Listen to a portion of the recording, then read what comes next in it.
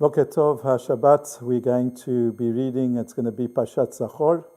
We read about the mitzvah of wiping out Amalek, very difficult mitzvah. And we always read it before Purim, as we know, because Haman, who wanted to annihilate entire Am Yisrael, Chalila, he was a descendant of Amalek. This is always emphasized in the Megillah. The problem with this inyan, of one of the many problems concerning this mitzvah, Mechiyat Amalek, is that we find a passage in the Gemara. The Gemara says that there was the descendants of Haman HaRasha who taught Torah in Bnei Brak.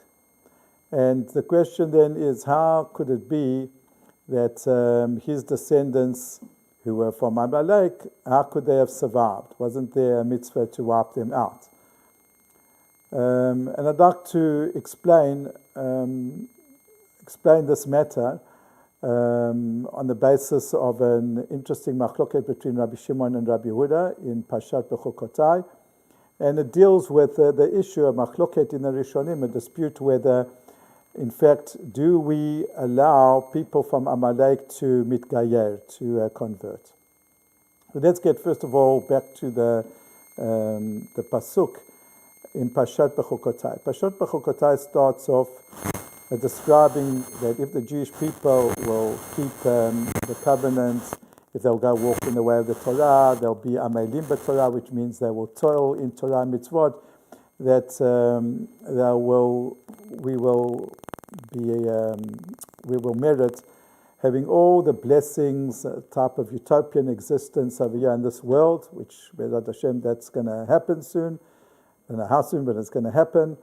And the Torah says that there'll be no wars, that there will be peace, there'll be harmony, there will be abundance, physical, material abundance, etc.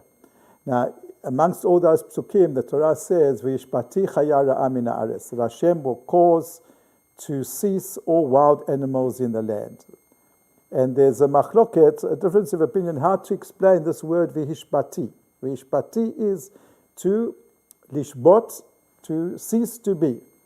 Like in modern Hebrew, we say shvita is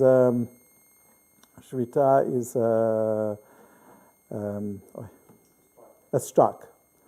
So what does this mean? V'yishpati chaya ra'a min ha'aretz. Rabbi Yehuda says that v'yishpati means that HaKadosh Baruch Hu will, in the end of days, there won't be wild animals around. I mean, maybe one or two in a zoo, but there won't be any wild animals that can bring any harm to people.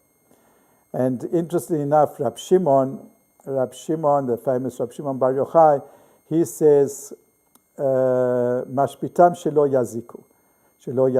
It means that there will be tigers and lions and leopards and all other animals which can harm.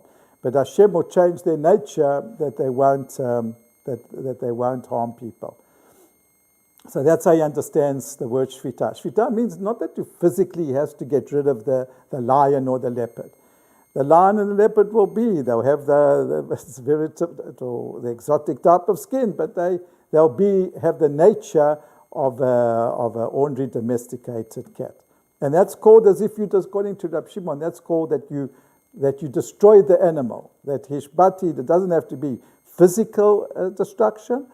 If I could say a spiritual destruction, in other words, that the characteristics of the animal are taken away from it, that's called that you destroyed the animal.